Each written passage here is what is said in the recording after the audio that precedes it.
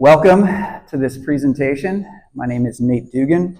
I'm the Director of Professional Services at Lingk, and I have with me here today Felix Baez. Originally, Dr. Joel Musgrove, the Senior Vice President of Operations at American National University, was slated to join us and co-present. However, he had a family emergency, a good one. He has a new niece or nephew. They kind of ran it back old school with no gender reveal, so hope he's doing well. But Felix, who's become a very good friend of mine, is joining me here to help tell this story, and hopefully it'll be entertaining. I've been trying to gauge this 2:45 p.m. energy, and I'm hoping that it's gone from like food coma and now climbing into like moving toward happy hour. So I'll do my best. Yeah, that's us.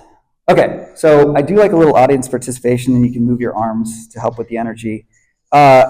We have these 6 domains listed here on this slide, and I know all of you, having worked in higher ed, wear a lot of hats, but just by a show of hands, how many people would categorize their work within the domain of admissions and enrollment at their university? Oh, really?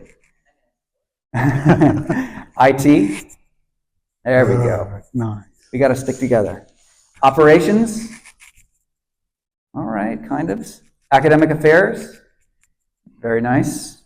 Student success? And other? Very nice. So obviously we got a little mix here, but predominantly IT folks. And being that that's my background and Felix's background, I hope we can speak well to that. I always like the agenda slide because it's like me talking about what I'm going to talk about. But thematically for today, we're going to talk about these things called data silos, this buzz phrase that has become pretty popular in higher ed, what they are, and truthfully might have a little bit of variance in the definitions of what they are, especially across your institutions, what problems those data silos cause, how we at Lingk have unlocked them and are continuing to try to unlock them as we see them. And then a little interesting thing, a little side note on the power of integration visibility. And then we'll really talk about the use cases that Lingk served at American National and give you a chance to hear about American National. And then, of course, you can pepper me with questions. Systems. So another fun game. Raise your hand if within your job you work with at least two different systems. Now keep your hands raised if you work with 3 or more disparate systems. 4, 5, 6, 7, 8, 9, 10, 11, 12, 13, 40. Okay. Okay. Wow. All right. Well, you win the prize, which is probably more work for you to do. Yeah, we live in a higher ed tech world where certainly the IT experience and the university backbone experience is a multi-system experience. And now, of course, we know that the student experience and the faculty system is a multi-system experience. And so naturally, because most of these are different companies, disparate models, integration is a key thing. And so just the quick on Lingk is that Lingk is an integration platform. It's an iPaaS. And what we specialize in is the higher ed space. So all of these neat little icons you see on here, these are the systems that we have connectors for or have done integrations with. And so a lot of today's presentation is going to address, integrations within the context of these systems. Silos. Generally, when we talk about silos, the common kind of colloquial definition is really a system, right? It can be a database, a data store that stands alone, but in most of our cases, the systems themselves, which often sit on a data store, are silos, right? And the big three that we talk about, naturally there are many, many others, as we know from 40 integrations, but the big three we're often dealing with are the student information systems, obviously being here at Anthology with Anthology Student, learning management systems, and then the customer relationship space, which many of you all have perhaps incorporated in recent times, where you're maturing the prospective student to actual student status within that CRM. And so why are they silos? This is kind of the main question. Well, besides the fact that they are disparate systems and the data can reside in disparate locations, the other thing that I'm sure being in IT you guys are familiar with is that the data can be organized very differently, right? I can't think of it, maybe someone can help me here. Are there any higher ed systems that people are using that are no SQL based? Unidata? Okay. Yeah, so ultimately what we see is the vast majority of the systems are relational database structured, but even then, you can have very different data models, which makes unifying it all quite difficult in some cases. And then even down to the data types, formats, I'm sure that plenty of you have dealt with situations where you need to integrate certain elements of a student's data across many systems, something as simple as like a street address. And in one system, it may be multi-part, on one other system, it may be a composite. Just that can add work and time to integration designs. And then the other piece is how easy or difficult it is to retrieve data.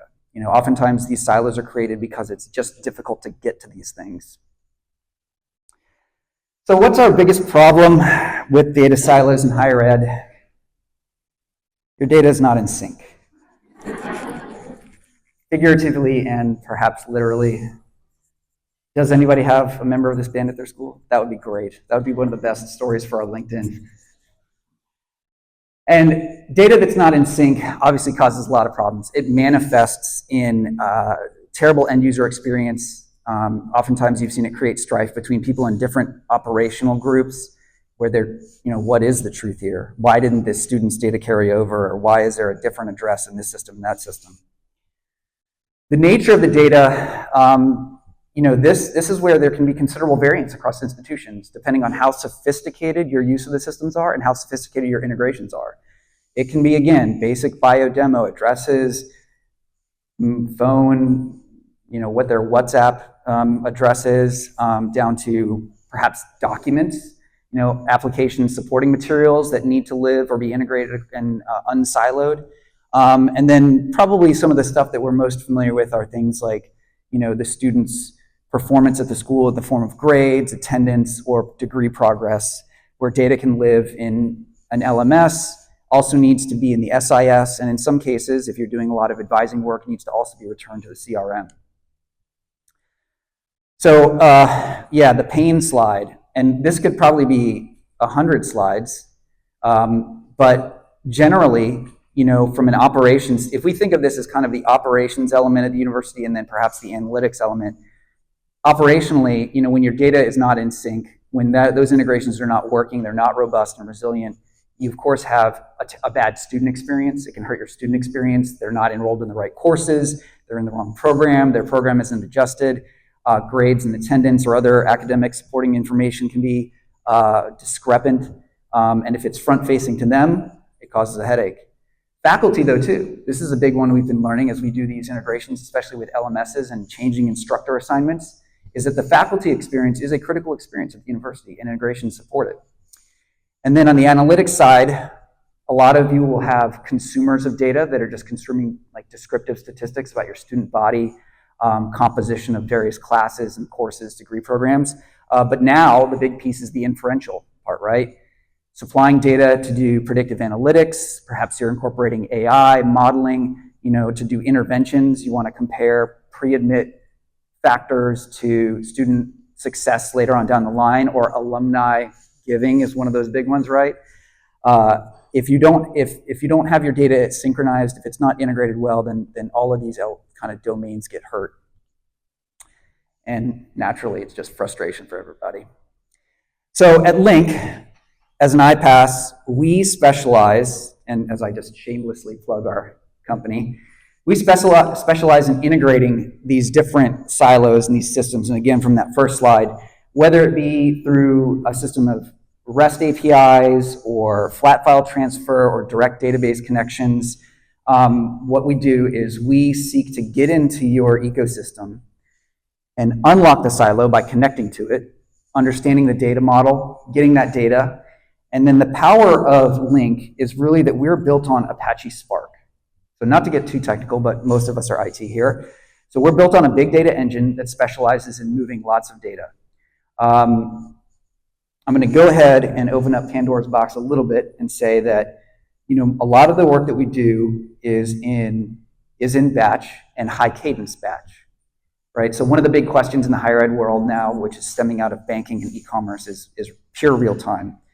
But for those of you, let me just actually, by a show of hands, how many people are running integrations that are truly real time, where you've set up like systems that are instigating communication between like a CRM and then populating in either LMS or SIS in real time? Okay. And how many people are running intraday batch, where you may have throughout the day different systems, sending batch information? That's the most common case right now. There are some sectors that still work on a day batch, but kudos to the folks that are doing real time.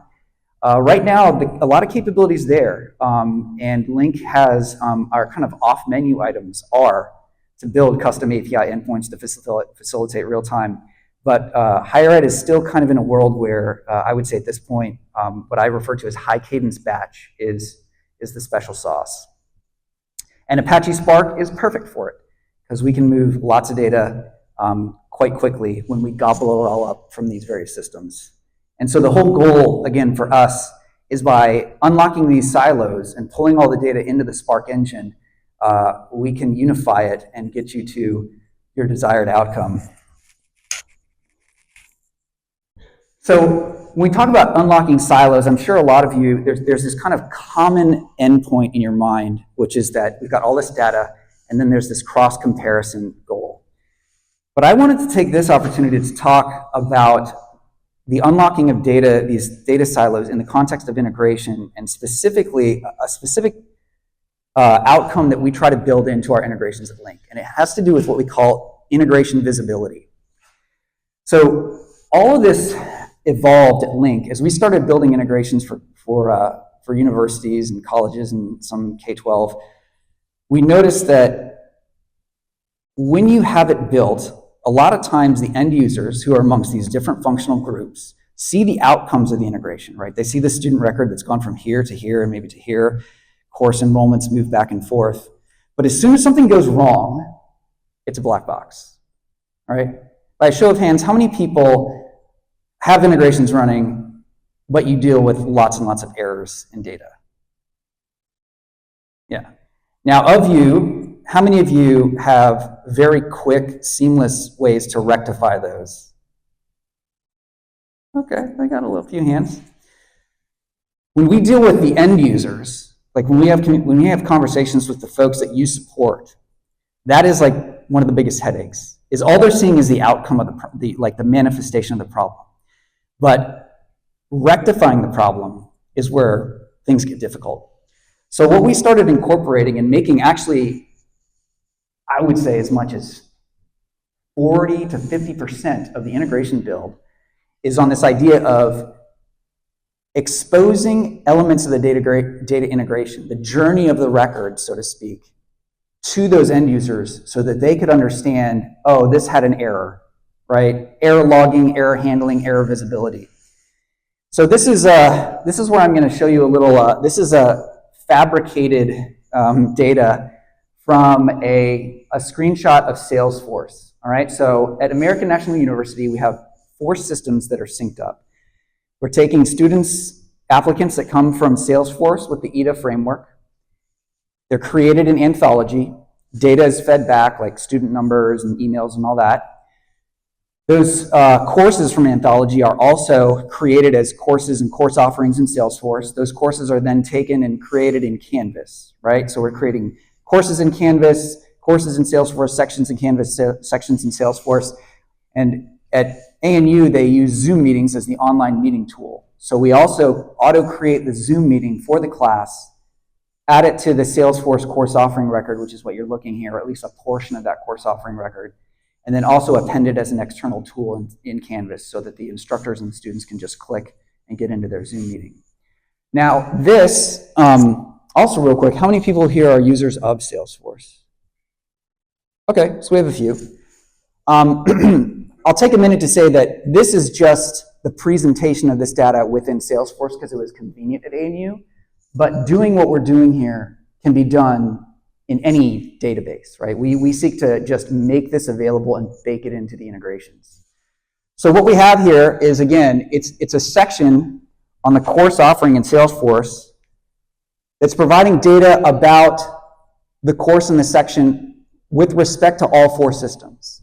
So here you see from Anthology, here's the course ID from the course that was originated in Anthology, course code, and here we have the course section code and a section ID, but we have a imported from Anthology date. We have the date that the course was ported over to Canvas and created, when was the last time it was updated in Canvas, the Canvas ID, the course link for Canvas itself, and then down here you can see the information about the Zoom meeting that was created for it, the link that it's embedded in Canvas as, and the instructor. So this is front-facing. Most of the users who have a stake in fixing these issues or dealing with this data can see this. And what it allows them to do is there are tens of thousands of records each day that are being integrated that are just fine. But when something goes haywire, that's where they can go here, and if they see that something was not created in Canvas, or if it wasn't updated on a particular day, this is the place that starts the audit trail for them to then interact. And not only that, but it also gives them exposure to, well, where along the journey of this record did the problem originate? And so for groups where you have very segmented and siloed user groups, they can engage the right user group to rectify the issue.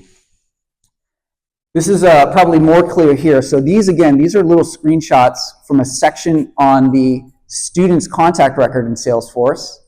And what you can see here is this is the ID from Anthology, the student number, what we called SIS, a sync status for the SIS, and then an error message field along with the Canvas ID. And actually in these screenshots below this, there's actually a Canvas error message field as well. So when users face a situation where hey, why isn't this kid in Canvas?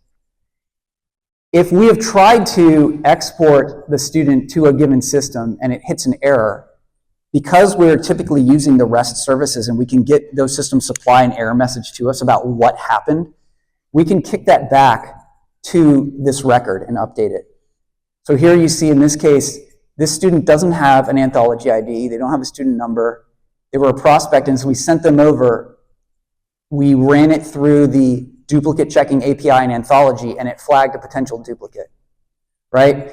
So there are folks that Felix works with at ANU, and as soon as this happened, their Salesforce administrator, in concert with some other student workers, can look in Anthology and entertain, is this person actually, perhaps they're a returning student and they already had a record, and move, and there are other options. These are drop-down menus, and what we have is, for instance, in this potential duplicate situation, if Elisa, the CRM administrator, found that no, it looks like a potential duplicate, but it's not, she can toggle this sync status to push record, and the integration will push it through, bypassing the duplicate checker, right? So again, baked into this is this front-facing data, the silos, typically that black box that's behind the integrations that your end users don't see, and we bring it to the surface. We unlock it, bring it to the surface so that they can move these things faster. They can get the records cleaned up if necessary. Here you see a sync status that's ready for update. This is a recipe that runs that if any record, contact record needs to be updated in Anthology, it looks for this value and runs the updates. But the point is that all of this, because it's readily exposed to those end users, they are very cognizant of what's going on with the record, and in most cases have enough information to act on it, to push it on through. The other use case besides courses and contacts and many others were application documents. This was a big endeavor with, that Felix and I took on. Being that Salesforce handles admissions, all of the supporting documentation for admissions was housed in Salesforce. Disclosures that the student had to sign. ANU uses form stacks, so they have a bunch of forms that are emailed to the student, they sign, and it's returned to Salesforce. But for various reasons, ANU needed those documents to also live in Anthology. How many of you, by the way, are storing your documents in Anthology? Okay, so a good number of them. And is anyone integrating documents right now? Using a tool or a custom process to move documents from one system to another? Okay, only a couple. Yeah. So what we have is an integration that at the point that the student is accepted to their program, takes all of their admissions supporting documentation from Salesforce and populates it in Anthology on that student's record so that to fulfill all the necessary like auditing and regulatory needs, the information's there. I'm going to turn it over now to Felix to tell you a little bit. I've talked about ANU, but he's going to give you the kind of full story on ANU, at least with respect to what we've done there. So I'm the director of IT for American National University, and I want to tell you a little bit about our story. First of all, you need to understand that we were established in 1886. So that means we've got a lot of data. And we've got data stored in 3 silos: your LMS, your CRM, and of course the SIS. So one of the things that we found is we wanted to build more. We've approached our SIS, we approached other people and said, what can we do with our data? What can we do to use better tools? Because I'll tell you one of the biggest problems as an IT person that we faced: communications. Not enough communications are being stored on how we talk to the student. We don't just call the student anymore. We text them, we do video calls, we do all this information. We want it stored. Not only that, but we want it stored in Anthology so that if somebody has to go in there and check and see who spoke to who and said what, it is there. The problem was we got to get all this data. We've got data within the CRM, we've got data within the LMS, and we've got data within the SIS. We want them linked together. So one of the things we did is we started taking all this data accumulation and changes, we started cleaning it up, and we started visiting third parties. What can we do? And we kept hearing the same thing. We can do part of that, but we can't do what you want. It's just not possible. It can't be done. So we ended up having to build it ourselves. So we started reaching out to partners and people and looking for what parts do they do. So bringing somebody in to do communications, capture that, put it into the CRM, bring somebody else to build that CRM better so that we can use our data for analytics to basically do what we needed and get the answers we needed. So we were continuously also enhancing student engagement. Again, communication. We want to be able to communicate with the student where they are. That meant text messaging. That meant video calls. That might mean on campus. It did not matter. Wherever they wanted to be, that's where we wanted to be.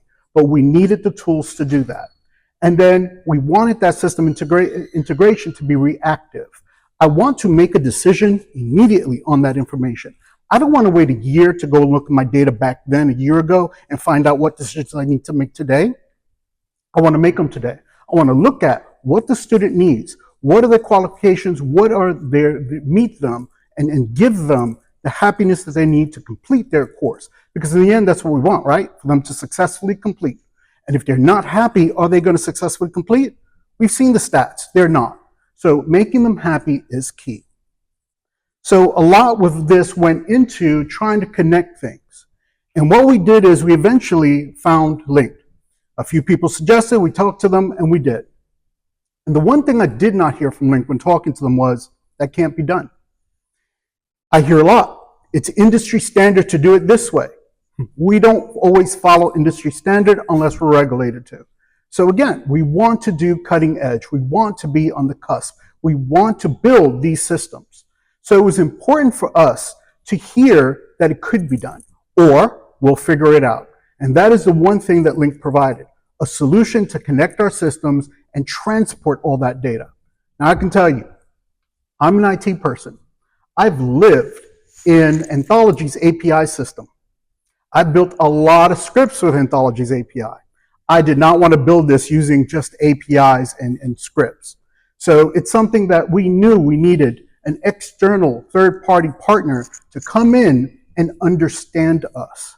So what's so important about that is it required for them to really listen to what we do, not what the industry does, but us specifically, what our needs were in those moments. And that's what they did. Came in, lots of brainstorming sessions. I can't tell you how many brainstorm sessions we sat through. But again, they listened. They listened and they followed through and started to build this system that you kind of saw within our CRM. So the benefits. How have we benefited from operations? Well, contact integration visibility. I can't tell you how important that is. In our SIS, people have to go in and hunt where that information is. And then they only get part of the picture.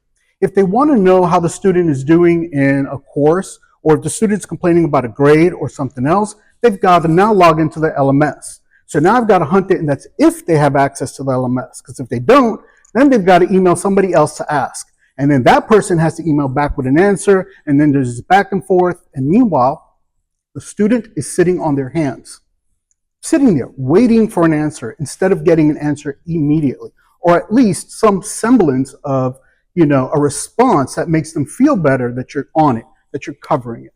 So being able to see the information in one place from both systems is really helpful, because logging into multiple systems slows people down. I currently am operating at 3 monitors, and it's still not enough to log into all the systems I have to log into. So our first journey was SSO. We started bringing it all together. Second journey was transporting the data with Lingk and getting these systems built as one so that we can have better visibility. Course section integration visibility. Again, same thing. View our courses, see what's going on, see how many courses we have, see what our offerings are, see what students are looking at, as well as the speed of troubleshooting. Again, as an IT person, I can't tell you how many countless hours I've spent going through code, trying to figure out why this result came out, because that's all they saw. All they saw is this did not happen.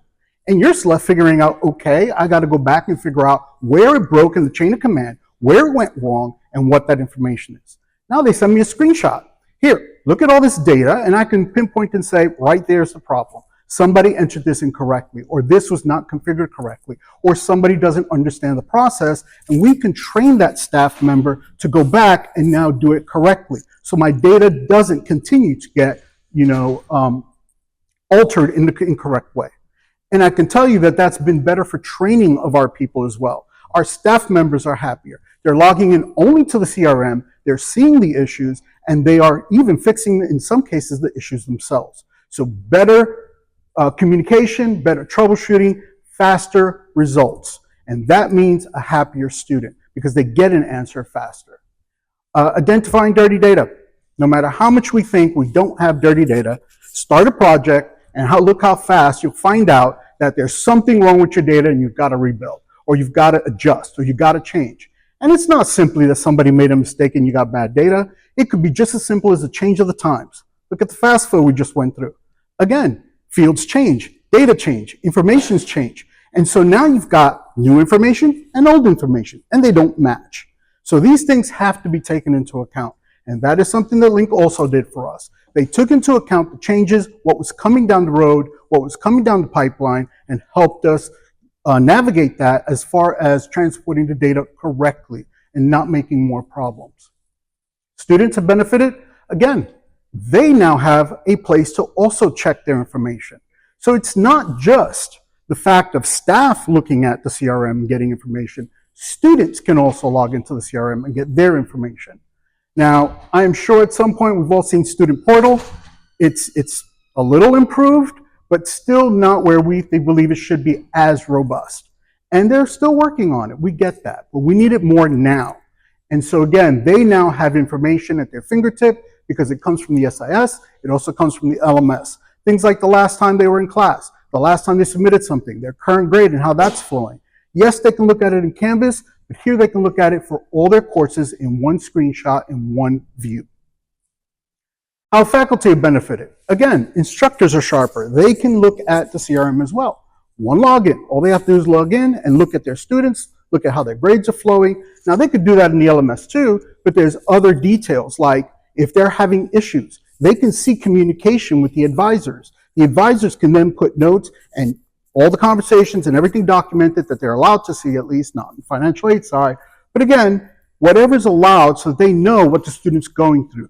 That gives them a much clearer picture on a one-stop shop. So they don't have to go into the LMS and get communications from there. They don't have to go into the emails and get communication from there.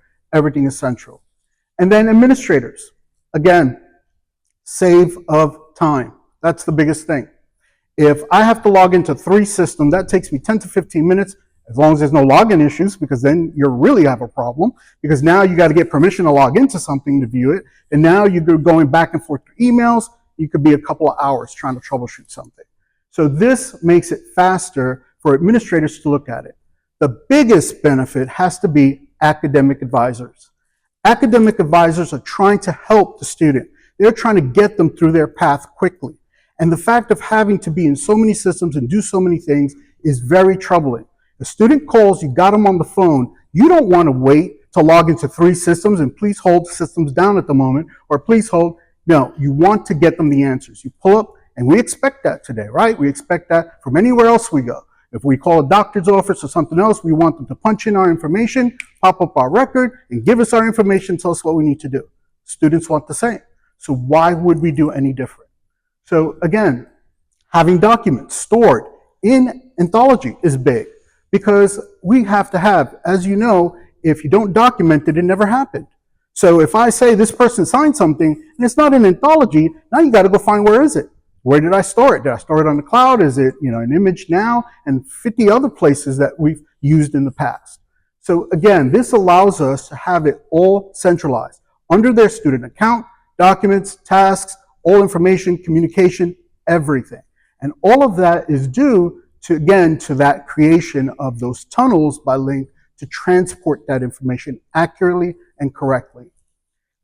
Same thing for Zoom. The amount of Zoom administration we've done to set up classes, when you have 200 classes to set up overnight, and you have to create those Zoom meetings and create those links and create all that information, that means somebody's sitting there and manually creating it. And one of the things we're trying to avoid is manual creation. We are in the age of automation, and especially with AI around the corner, automation has to happen. If you're not doing automation, we have to look at it, because manual process slow things down, make mistakes, and it makes things harder. So Zoom creation, Zoom meetings, Zoom changes, all affected fairly quickly. And again, reduced manual data entry. I can't tell you how many people are tired of just sitting typing the same thing every day. As a matter of fact, that's why they make mistakes, because they get so used to it that they don't even think about it anymore. When they first started the job, they're so paranoid of making a mistake that they're double checking everything. But after a while, they're just clicking through and typing things. And again, it causes issues.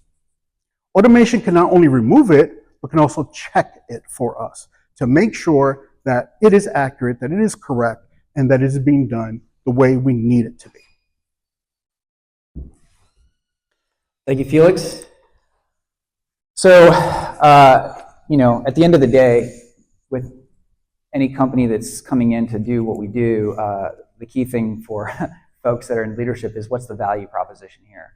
I mean, I can talk to you certainly about where you're going to experience solutions on the technical side, but when we think about this as a company, for a university, when we come in and knock down these silos and build these integrations and incorporate data quality, incorporate visibility, what we're really saying to the university is we want to give you the ability to focus your staff on higher value tasks, remove staffing challenges, turnover challenges amongst our department, our IT department, increase the impact of academic advising. You heard Felix talk a lot about how when academic advisors are able to see that total view of the student, in this case through Salesforce, but it can be done in other places, they're much more impactful.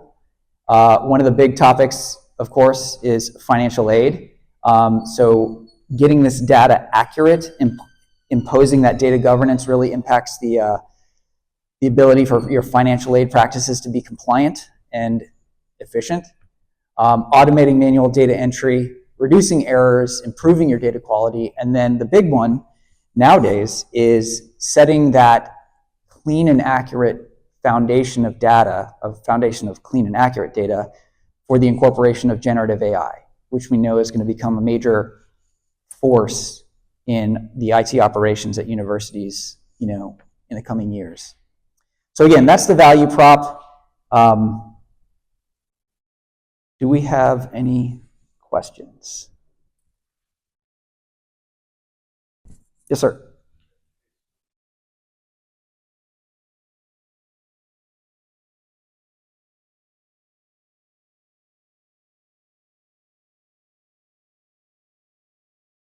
Okay, so Illuminate for your anthology data, but are you incorporating data from other systems to do your BI? Okay. And this is where we're doing a lot of partnership develop with Anthology, but is Anthology handling the integration of that data to Illuminate? Okay, so that's planned. Yeah, so there's, yes, Illuminate is a BI tool and can handle, built on Snowflake, using QuickSight.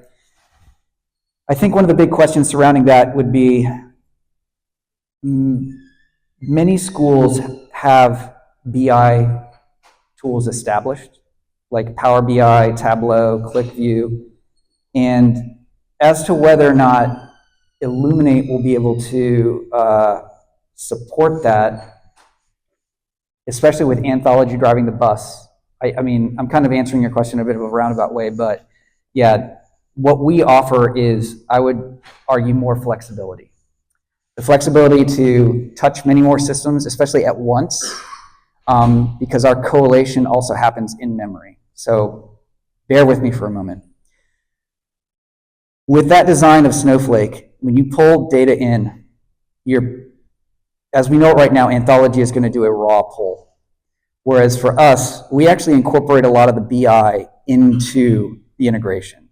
So in many cases, when you're just grabbing data from these large data sources and bring it into a BI tool, you have a lot of latency because you're actually executing the SQL formatting of data to express in the dashboards, right?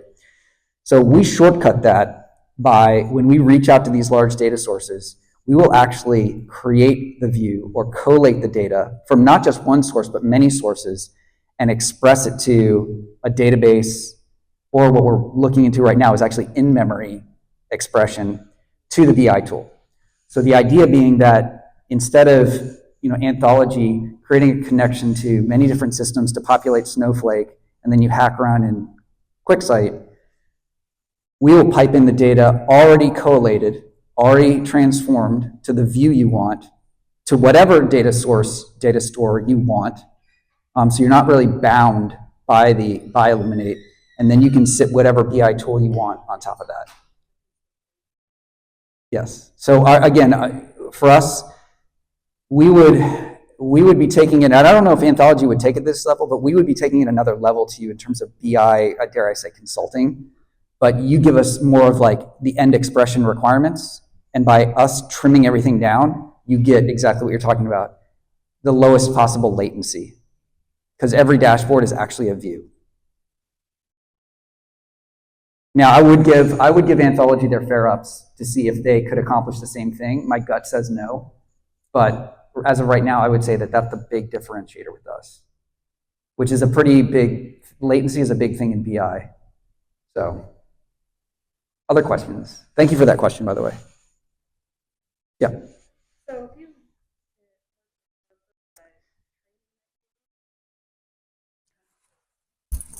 So for us, our source of truth is Anthology. We want everything stored there, so we made that decision. However, Anthology can be sometimes cumbersome for some users to work in. There's just the way the data is broken down is great for an administrator, but for an advisor, it might be a little harder. I got to move around different sections to find it. So we built the CRM with that in mind, so that they had one screen and an easier time. So they actually preferred to go to the CRM. We didn't really have to tell them. Now, our main powerhouse users, financial aid, they're not in the CRM. They're going to be in Anthology because they've got to click those buttons. They got to do the processes, and they're going to do that, and that's fine. So we allow those power users who are still Anthology, hardcore to be that, but that is our source of truth. So anything that happens in the LMS, anything that happens in Zoom, anything that happens in the CRM goes back to Anthology, stored as something, as an object on the student record, so we can go back and see the entire path of everything that happened, from the time that student started, to the classes they were in, to the time they graduate, and what communication after that we've done, like alumni. Yeah, so on that, we, from a principal standpoint, yeah, we advocate every school, hey, what is going to be your source of truth? And then the question, though, is, or I should say, when the integration is resilient, right, when it's working, then even though you have your source of truth, right, you should still see the data synchronized with the other systems. And at that point, depending on what the person's doing in those other systems, dictates, if they're typically just consuming from those other silos of those other systems, then it's not that big of a deal, right? Because you've got your system source of truth, it's feeding into all the peripherals, and then you've got your consumers. There are some tricky situations where there's this dual source of truth, right? You may have users that need to affect a record in maybe your main source of truth, maybe it's Anthology, but there's also another system that a group of users could affect a record.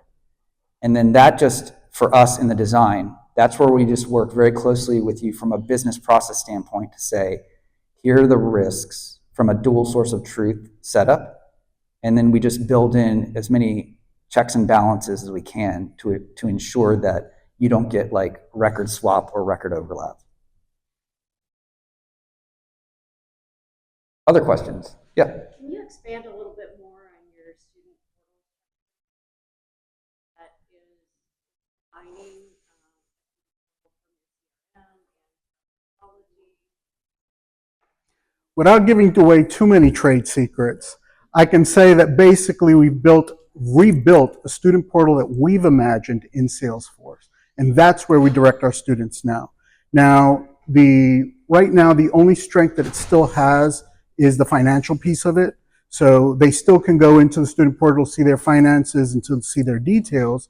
And again, we're still working on developing new systems in other parts. But right now, most of the student success is built in our CRM. And they go to that portal, so to speak, to view their classes, to view what their grades are, and to view communications. So again, a central stop versus having them log into multiple situations too.